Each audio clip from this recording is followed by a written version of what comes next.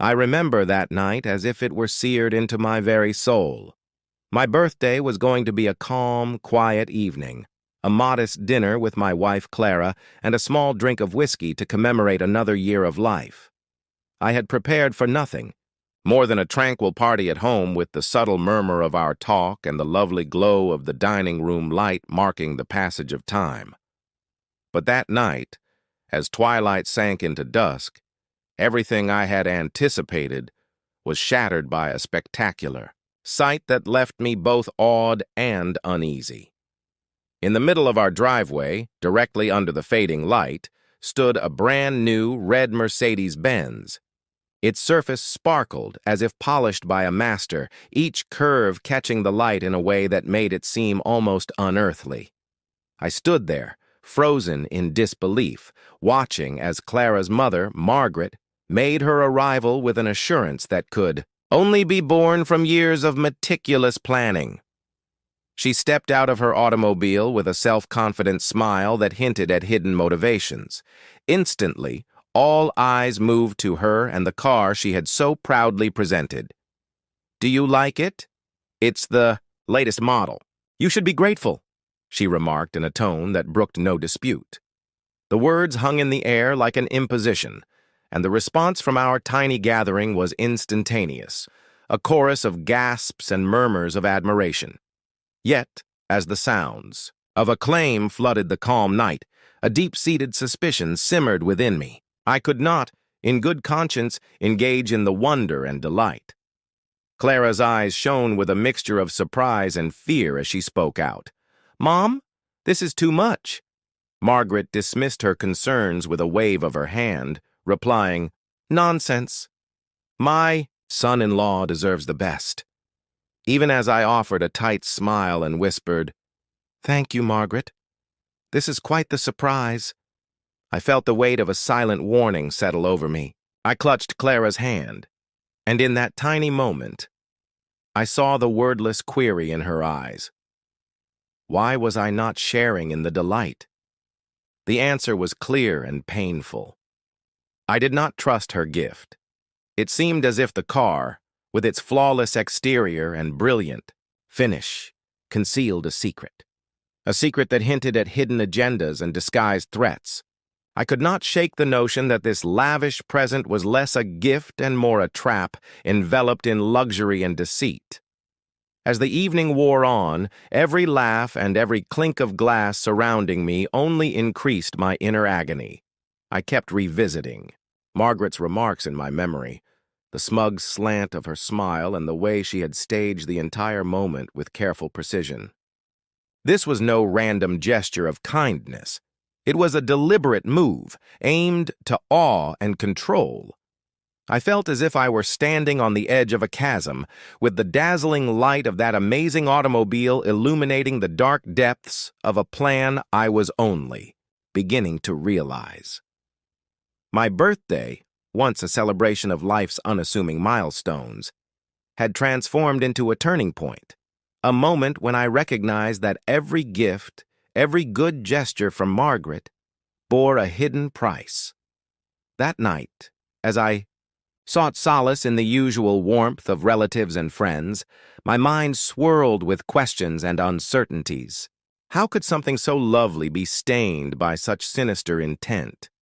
And what did it mean for our future, for Clara, and for me?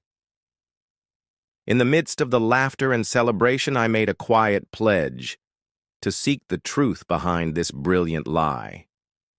Would search every shadow and examine every smile until I had uncovered the hidden dangers lurking beneath that immaculate, polished exterior.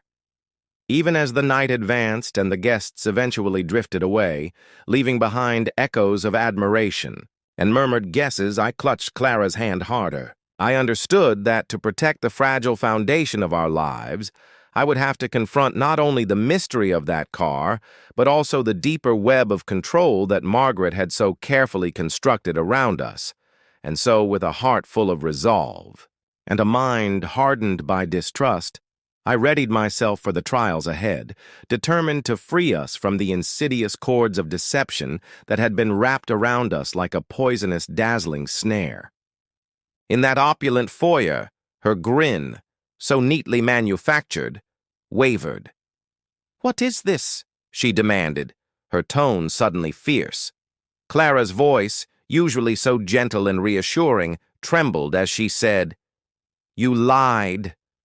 The automobile was in an accident. The engine is unstable." Her words stung more than any criticism I had ever heard. Margaret's eyes flashed between us, her composure faltering. "You're being dramatic," she retorted dismissively, as if the evidence before us were nothing more than a misunderstanding. I did not allow her to divert.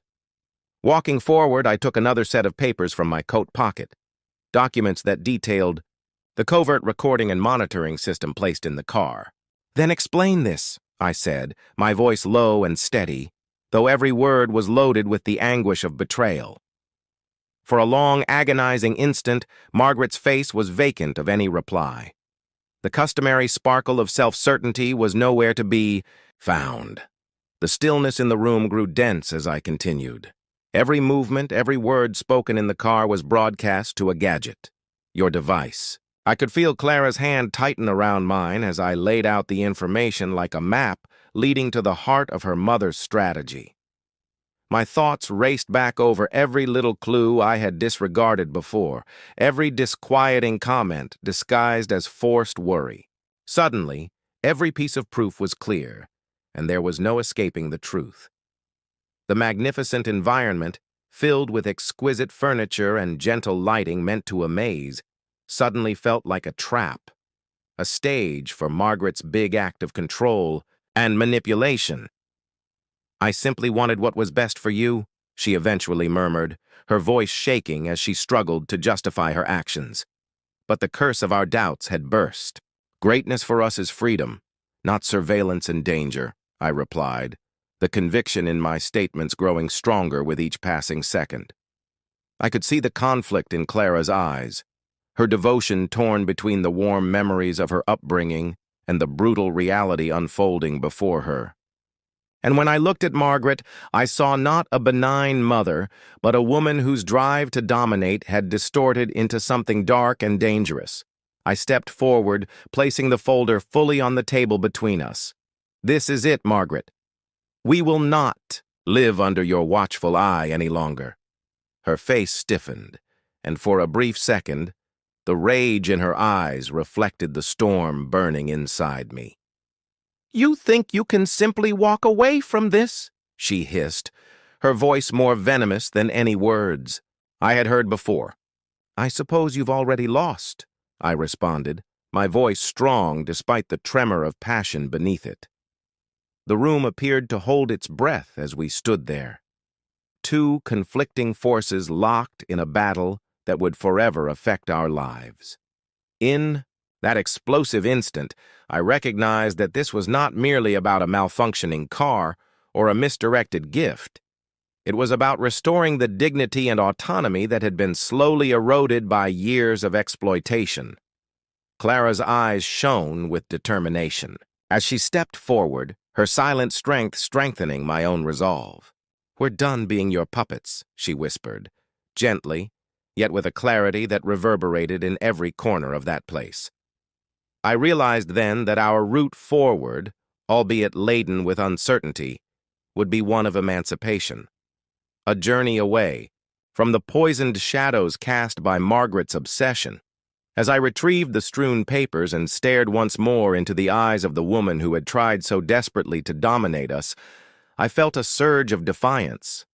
This meeting was not only an airing of complaints. It was the first step toward destroying the intricate web of lies that had ensnared our lives. With Clara by my side, I swore to reveal every secret truth, to regain every stolen moment of privacy, and to construct a future unfettered by the perilous games of those who sought to manipulate us. In the silent, tight wait that followed, I realized nothing would ever be the same again. Tonight, we had declared our freedom.